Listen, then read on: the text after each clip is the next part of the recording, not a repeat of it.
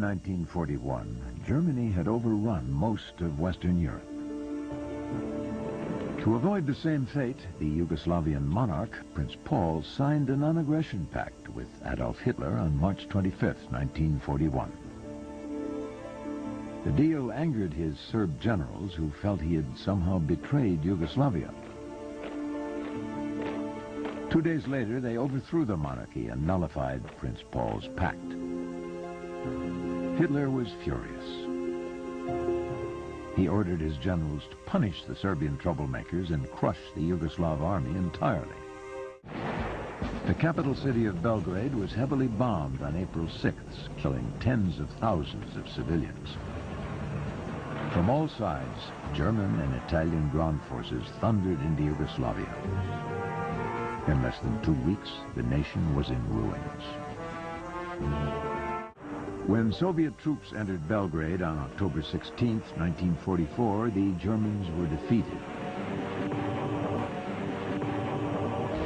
And war-torn Yugoslavia was reunited as a communist nation with Tito in full control. It's in Serbia. Serbia? It is Serbia, yeah. Are you considered a Serb? No, I'm a 100% German.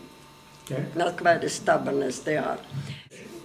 Everybody was happy and rejoicing and hollering and all that. Heil Hitler, that man should have never been born, I'm sorry. And because before that, when the war started, that's my allergies, I don't have a cold. When the war started, the Serbs, and Yugoslavia probably knew they would be included sooner or later. So the Serbs had been after all the German towns, German villages, and they burned houses down, burned the straw, what you have for under the cattle, out, the big pile, everything. And we were afraid. It was fear, constantly fear. And then when Hitler occupied, and that was a relief, everybody was happy but my father.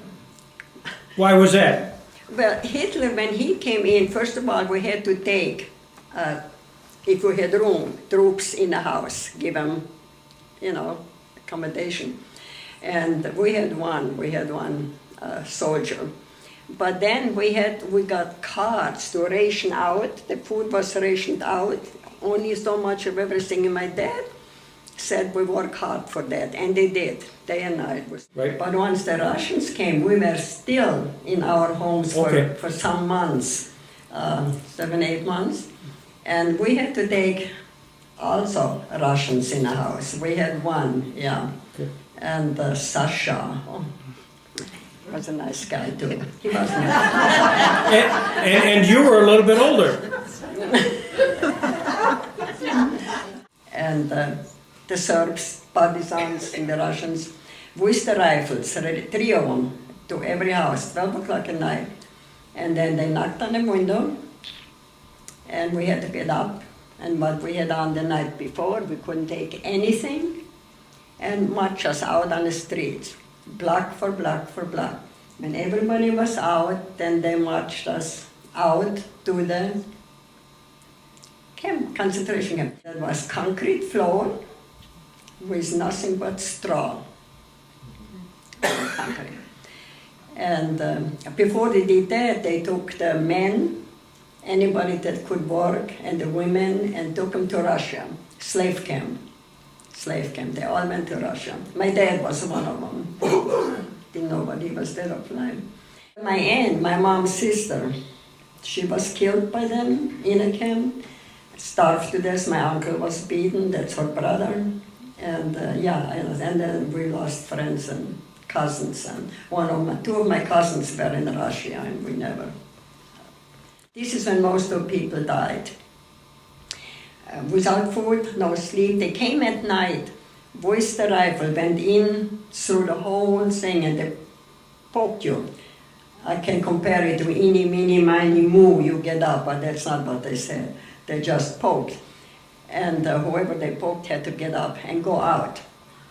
And out in a big, there was fence around, and we were inside the building, yeah. And some nights, when they took them out, you heard screams. Some other nights you heard shots. And some nights you didn't hear anything and never saw them again. So we don't know if they took them or what happened. And us, they marched on foot, wisdom, things between. When somebody fell, could have been your mom or a relative, and you tried to help them, they shot you and them. You couldn't help anybody. It was very, very hard.